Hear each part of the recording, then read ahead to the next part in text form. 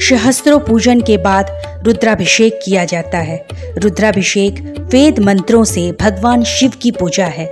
भगवान शिव के सहस्त्र नामों के साथ रुद्राभिषेक किया जाता है, जिसमें सभी देवताओं की स्मृतियों का भी समावेश होता है। विधि पूर्वक रुद्राभिषेक करने से सभी तरह के पापों का, दोषों का अंत होता है। ये सावन मास में विशेष फलदायक माना जाता है, क्योंकि भगवान शिव को सावन मास अत्यंत प्रिय है, क्योंकि इसी मास में माता पार्वती ने भगवान शिव को पति रूप में चयन किया था।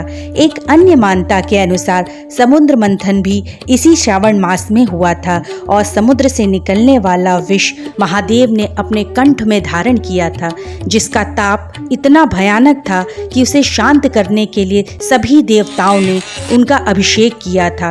तभी से श्रावण मास में रुद्राभिषेक का विशेष महत्व है। भगवान शिव कण कण में विराजमान हैं और उनको प्रसन्न करने का ये रुद्राभिषेक एक आसान और सहज मार्ग है। भगवान शिव का रुद्राभिषेक जल से, दूध से, दही से व शहद से करना विशेष फलदायी माना जाता है। भगवान शिव समस्त पापों को नष्ट कर देते हैं और मनुष्य को वो फल मिलता है जिसकी वो कल्पना भी नहीं कर सकता। ओम नमः शिवाय।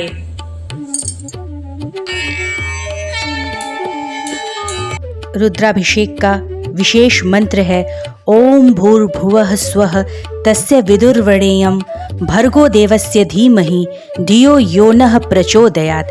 इस मंत्र का जाप करके प्राणी वो पुण्य कमा सकता है जो असंभव को भी संभव कर दे। ये सारी बातें तो हुई रुद्राभिषेक के पूजन से संबंधित, लेकिन आजकल कुछ लोग इस साधना को एक तरीके से इसको विपरीत बातें कर रहे हैं। उनका कहना है कि इसमें दूध, दही व अन्य पदार्थों की बर्बादी हो रही है, जिसे वो गरीबों में बांटकर पुण्य कमा सकते हैं। मेरा उनसे सिर्फ इतना ही आग्रह है कि क्या हम अपने माता पिता पर, अपने बच्चों पर जो खर्च करते हैं, जो उन पे हम अनायास ही लौटाते हैं, चाहे वो न्यू ईयर के मौके पर हो, चाहे वो उनके जन्मदिन पर हो, क्या उसका हिसाब हम किसी को देते हैं? नहीं ना। तो भगवान शिव जो हमारे आराध्य हैं, जो सनातन के आदि देव हैं, क्या उनकी आराधना में किया गया यह अभिषेक, क्या ये दूध का अनादर है? बिल्कुल भी नहीं। पर कुछ फिल्मों के माध्यम से वह कुछ ऐसे तत्व जो कि हिंदू धर्म को अपना निशाना बना रहे हैं, वो बार बार यही कहते हैं, हमने तो कभी नहीं कहा कि मज़ारों पे चादर चढ़ाने के बजाय उन पैसों को भूखों में बांटें। हमने तो कभी नहीं कहा कि चर्च में मोमबत्तियां जलाने के बजाय गरीब की झोपड़ियों में दें, जहां कुछ उजाला हो सके। तो फिर ऐसी बातें सिर्फ एक धर्म से जुड़ी हुई क्यों मानी जा रही हैं? क्यों सिर्फ एक ही धर्म को निशाना बनाया जा रहा है?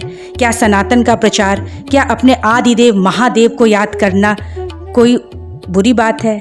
ये बात उन सब तक ये पहुंचानी बेहद ज़रूरी है कि यार बात अगर हम यहाँ पे लॉजिक के तरीके से करें, बात हम तार्किक माध्यम से करें, तो पहले रुद्राभिषेक करने के बाद जो दूध इकट्ठा किया जाता था उसे चरणामृत के तौर पर सभी भक्तों में बांट दिया जाता था, ताकि उसका अनादर न हो। हम चाहें तो आज भी इसी परंपरा को करके जो वेस्टेज की बात हो रही है, जो निरादर की बात हो रही है, उसे भी सही कर सकते हैं। लेकिन सिर्फ ये कहना कि भगवान शिव को याद करने का जो ये मार्ग है, ये पूरी तरीके से दूध और अन्य पदार्थों की बर्बादी है।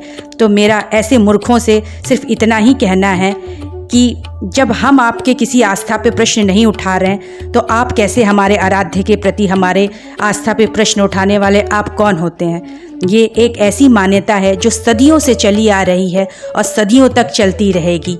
मेरा सिर्फ इतना ही आग्रह है सबसे कि अपने आराध्य की सेवा में, अपने माता पिता की सेवा में किसी तरीके का कोई प्रश्न स्वीकार ना करें, क्योंकि ये आपकी भक्ति का सवाल है।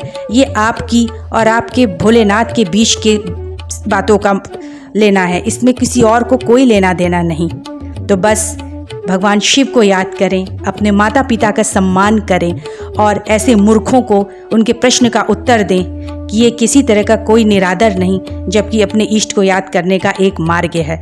अवश्य ही भूखों की सहायता भी करनी चाहिए, लेकिन जब बात अपने पूजन की आती है तो उसमें किसी तरह का तर्क मायने नहीं रखता। मायने रखता है तो सिर्फ अपने भगवान के प्रति अपनी आस्था, अपने माता पिता के प्रति अपनी सेवा भाव और अपने बच्चों के प्रति अपना उत्तरदायित्व।